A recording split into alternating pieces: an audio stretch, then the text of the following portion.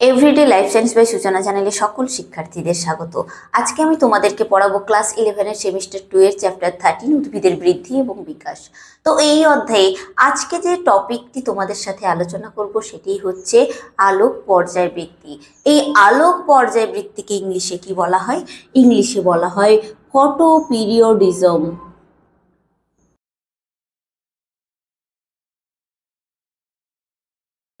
আলোক পর্যায়বৃত্তিকে ইংলিশে কি বলা হয়? ফটোপিরিওডিজম। তো এই ফটোপিরিওডিজম কি? কে প্রথম এই ফটোপিরিওডিজম শব্দটি ব্যবহার করেন? কোন উদ্ভিদে এই ফটোপিরিওডিজম প্রথম লক্ষ্য করা গেছিল? তো এই সবই জানতে হলে পুরো ভিডিওটা কিন্তু তোমরা স্কিপ না করে দেখতে থাকো। চ্যানেলটাকে সাবস্ক্রাইব করে দাও, এছাড়া ভিডিওটি চটপট তোমাদের বন্ধুদের কাছে শেয়ার করে দাও। তাহলে চলো শুরু করা যাক। সপুষ্পক উদ্ভিদের পুষ্প প্রস্ফুটন একটি গুরুত্বপূর্ণ প্রক্রিয়া, তাই তো? তো কেন গুরুত্বপূর্ণ প্রক্রিয়া?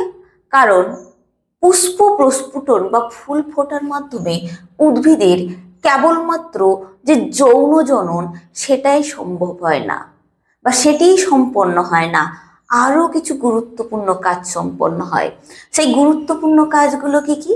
সেই গুরুত্বপূর্ণ কাজগুলি হচ্ছে উদ্ভিদের সংখ্যা বৃদ্ধি পায়, উদ্ভিদের নিত্য নতুন বৈশিষ্ট্যের আবির্ভাব ঘটে। ক্লিয়ার? তো এই যে ফটোপিরিওডিজম সর্বপ্রথম কে আবিষ্কার করেন বা ডিসকভারিটা কি?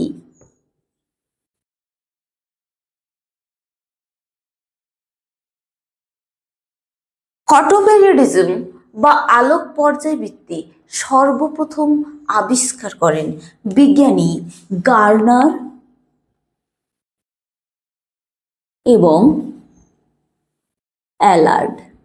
তো বিজ্ঞানী গার্নার এবং অ্যালার্ড সর্বপ্রথম এই ফটোপিরিওডিজম বা আলোক পর্যায়বৃত্তিটা পর্যবেক্ষণ করেছিলেন। তো ইনারা কোন উদ্ভিদের উপর প্রথম পর্যবেক্ষণ করেছিলেন? ইনারা যে উদ্ভিদের উপর প্রথম পর্যবেক্ষণ করেছিলেন সেই উদ্ভিদটি হচ্ছে মেরিল্যান্ড ম্যামথ। এই মেরিল্যান্ড ম্যামথ নামক উদ্ভিদের উপর প্রথম পর্যবেক্ষণ করেছিলেন। তো মেরিল্যান্ড ম্যামথ এক ধরনের তামাক জাতীয় উদ্ভিদ। কি বললাম? মেরিল্যান্ড ম্যামথ হচ্ছে এক ধরনের তামাক জাতীয় উদ্ভিদ। ক্লিয়ার?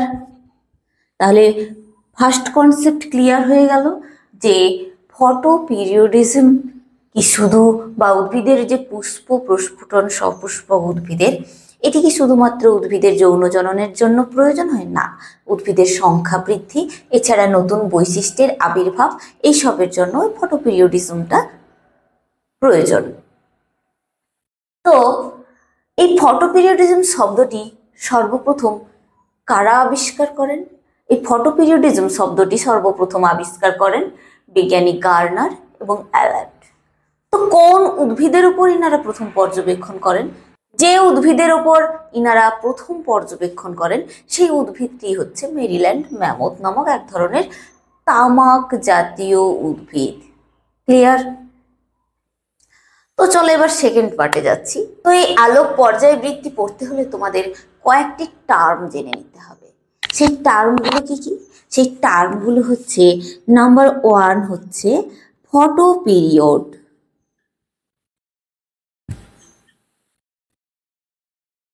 যাকে বাংলায় বলা হয় আলোককাল।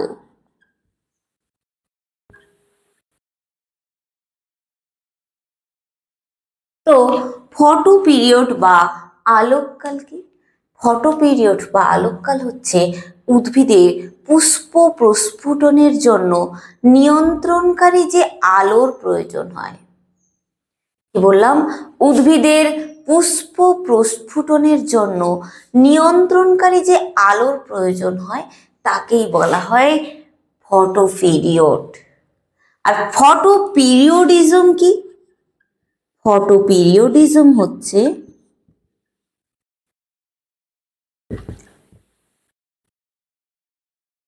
যার বাংলা হচ্ছে আলোক পর্যায় বৃত্তি।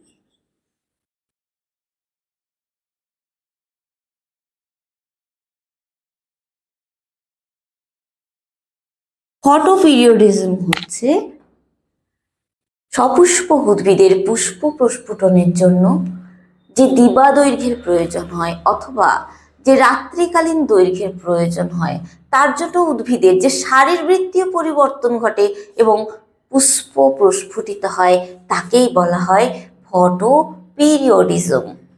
ক্লিয়ার? এরপরে আরো একটি যে পয়েন্ট জানতে হবে সেই পয়েন্টটি হচ্ছে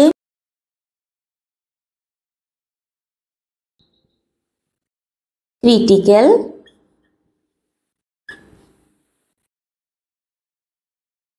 ফটোপিরিয়ড, যার বাংলা হচ্ছে সংকট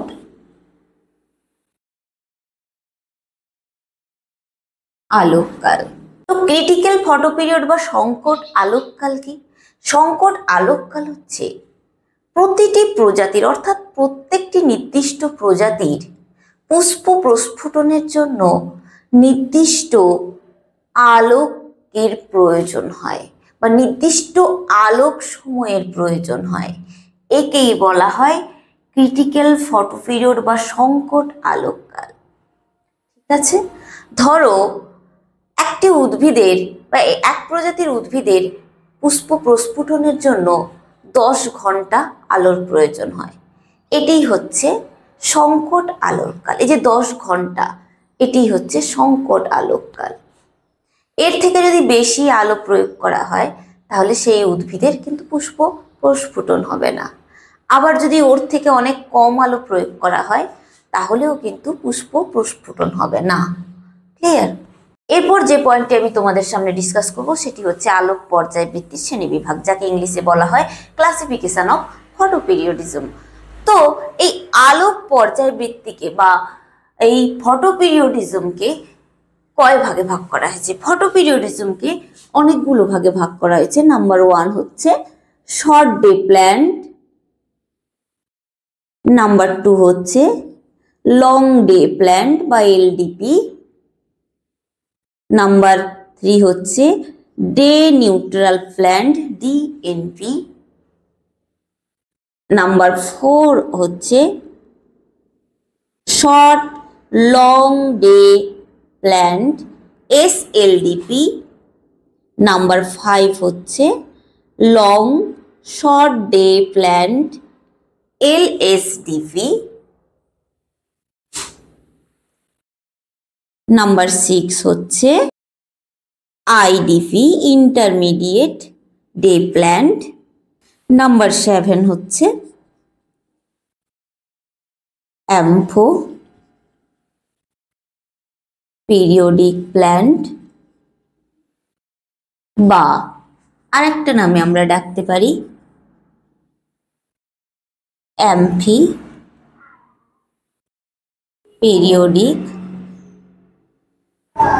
প্ল্যান্ট। তো প্রথমে যে পয়েন্টটিতে আসছি সেটি হচ্ছে এসডিপি। এসডিপির ফুল ফর্ম কি? এসডিপির ফুল ফর্ম হচ্ছে শর্ট ডে প্ল্যান্ট। কি বললাম? এসডিপির ফুল ফর্ম হচ্ছে শর্ট ডে প্ল্যান্ট। একে বাংলায় বলা হয় কি? বাংলায় বলা হয় হ্রস্ব দিবা উদ্ভিদ। কি বলা হয়? হ্রস্ব দিবা উদ্ভিদ বা শর্ট ডে প্ল্যান্ট। তো এই যে এসডিপি বা শর্ট ডে প্ল্যান্ট কাদের বলবো? যে সমস্ত উদ্ভিদের পুষ্প প্রস্ফুটনের জন্য সংকট আলোককালের থেকে কম আলো প্রয়োগ করলেও পুষ্পটা প্রস্ফুটিত হয়ে যায়, সেই সমস্ত উদ্ভিদকে বলবো শর্ট ডে প্ল্যান্ট।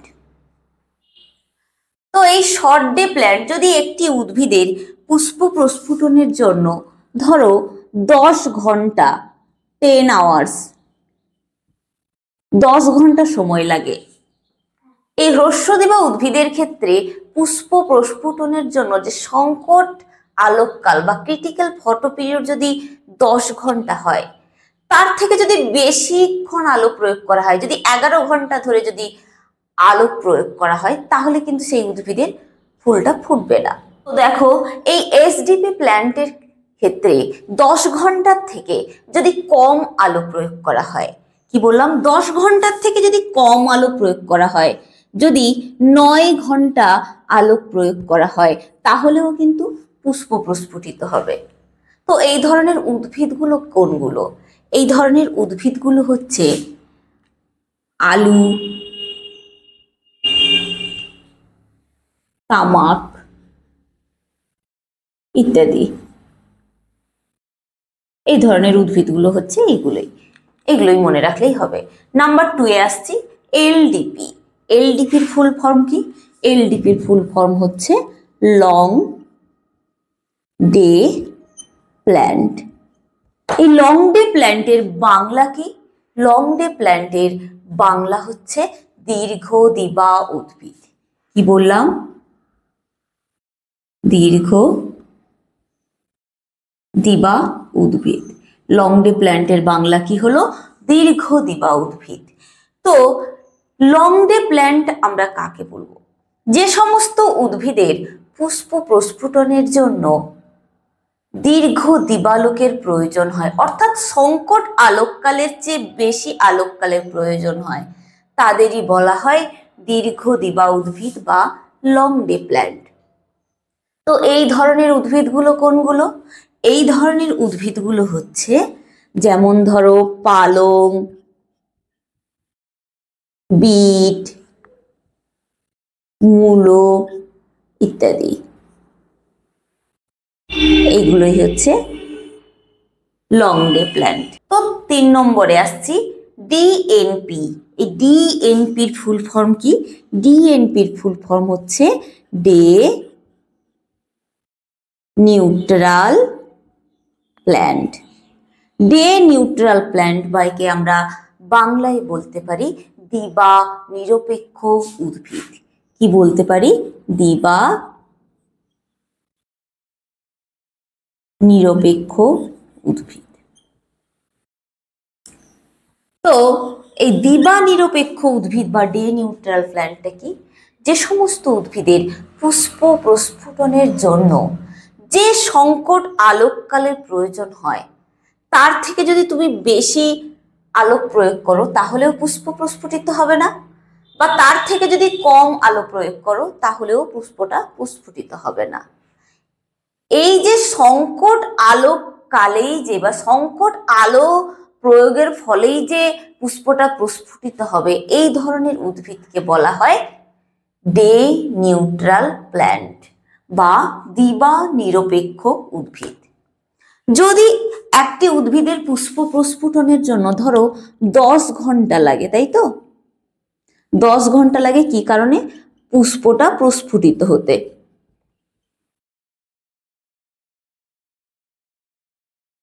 একটা উদ্ভিদের পুষ্প প্রস্ফুটিত হতে যদি 10 ঘন্টা যদি সময় লাগে, অর্থাৎ তার ক্রিটিক্যাল ফটো পিরিয়ডটা যদি 10 ঘন্টা হয়, যদি তার থেকে যদি বেশি আলো প্রয়োগ করো, যদি 11 ঘন্টা ধরে যদি আলো প্রয়োগ করো, তাহলেও পুষ্প প্রস্ফুটিত হবে না।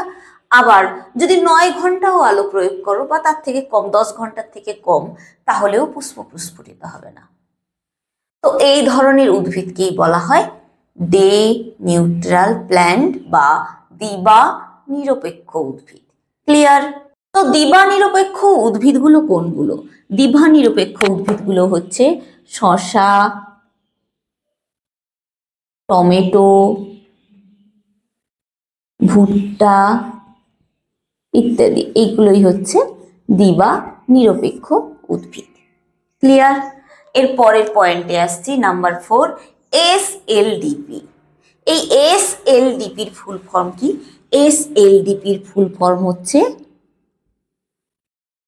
Short long day plant. Short long day plant, যাকে আমরা বাংলায় বলতে পারি হ্রস্ব দীর্ঘ দিবা উদ্ভিদ। ক্লিয়ার? তা শর্ট লং ডে প্ল্যান্ট কি? কোনো উদ্ভিদের পুষ্প প্রস্ফুটনের জন্য যে ক্রিটিক্যাল ফটো পিরিয়ড বা সংকট আলোককালের প্রয়োজন হয়, কি বললাম? উদ্ভিদের পুষ্প প্রস্ফুটনের জন্য যে সংকট আলোককালের প্রয়োজন হয়, প্রথমে সেই উদ্ভিদকে হ্রস্ব দিবালোকে রাখতে হবে, তারপর শেষে যদি দীর্ঘ দিবালোকে রাখা হয় তবেই পুষ্পটা প্রস্ফুটিত হবে। তো শর্ট লং ডে প্ল্যান্ট বা হ্রস্ব দীর্ঘ দিবা উদ্ভিদটা কি তাহলে? যে সমস্ত উদ্ভিদের পুষ্প প্রস্ফুটনের জন্য যে ক্রিটিক্যাল ফটো পিরিয়ড বা সংকট আলোককালের প্রয়োজন হয়, সেই সমস্ত উদ্ভিদকে প্রথমে হ্রস্ব দিবালোকে এবং পরে বা শেষের দিকে যদি দীর্ঘ দিবালোকে রাখা হয় তবেই পুষ্প প্রস্ফুটিত হবে। এই ধরনের উদ্ভিদকেই বলা হয় শর্ট লং ডে প্ল্যান্ট। এর পরবর্তী যে পয়েন্টে আসছি, LSDP, যাকে বলা হয় long short day plant. Long short day plant যার বাংলা কি? যার বাংলা হচ্ছে দীর্ঘ হ্রস্ব দিবা উদ্ভিদ। তো লং শর্ট ডে প্ল্যান্ট কি? যে সমস্ত উদ্ভিদের পুষ্প প্রস্ফুটনের জন্য যে সংকট আলোককালের প্রয়োজন হয়, সেই সমস্ত উদ্ভিদকে প্রথমে দীর্ঘ দিবালোকে এবং শেষ পর্যায়ে হ্রস্ব দিবালোকে রাখলে সেই সমস্ত উদ্ভিদের কিন্তু পুষ্পটা প্রস্ফুটিত হয়। সেই সমস্ত উদ্ভিদের বলা হয় লং শর্ট ডে প্ল্যান্ট বা দীর্ঘ হ্রস্ব দিবা উদ্ভিদ। এর পরবর্তী পয়েন্টে আসছি, আইডিপি। আইডিপির ফুল ফর্ম কি? আইডিপির ফুল ফর্ম হচ্ছে ইন্টারমিডিয়েট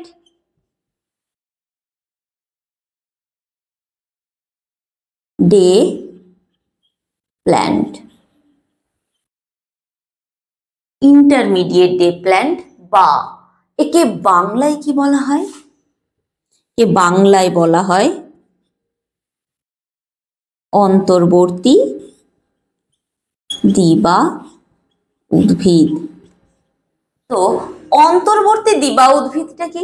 অন্তর্বর্তী দিবা উদ্ভিদ হচ্ছে সেই সমস্ত উদ্ভিদ যাদের পুষ্প প্রস্ফুটনের জন্য একটি নির্দিষ্ট পরিসরের দিবালোকের প্রয়োজন হয়, সেই সমস্ত উদ্ভিদকে বলা হয় অন্তর্বর্তী দিবা উদ্ভিদ বা ইন্টারমিডিয়েট ডে প্ল্যান্ট। এর পরের যে পয়েন্টটিতে আসছি, অ্যাম্ফোপিরিয়ডিক প্ল্যান্ট বা অ্যাম্ফিপিরিয়ডিক প্ল্যান্টটা কি? অ্যাম্ফোপিরিয়ডিক বা অ্যাম্ফিপিরিয়ডিক প্ল্যান্ট হচ্ছে সেই সমস্ত উদ্ভিদ যাদের পুষ্প প্রস্ফুটনের জন্য এই অন্তর্বর্তী দিবা উদ্ভিদের থেকে কম বা বেশি আলো প্রয়োগ করলেও পুষ্পটা প্রস্ফুটিত হয়, সেই সমস্ত উদ্ভিদকে বলা হয় অ্যাম্ফিপিরিয়ডিক প্ল্যান্ট বা অ্যাম্ফোপিরিয়ডিক প্ল্যান্ট। তাহলে ভিডিওটি এখানেই কমপ্লিট করছি। কারোর যদি কোনো প্রশ্ন বা কোয়ারি থাকে অবশ্যই কমেন্ট সেকশানে লিখে পাঠাবে এবং আমার এই চ্যানেলটিকে লাইক, শেয়ার, সাবস্ক্রাইব করে পাশে থাকা বেল আইকনটি প্রেস করে দেবে, যাতে আপলোড ভিডিওর পরবর্তী নোটিফিকেশান তোমাদের কাছে পৌঁছে যায়। ধন্যবাদ।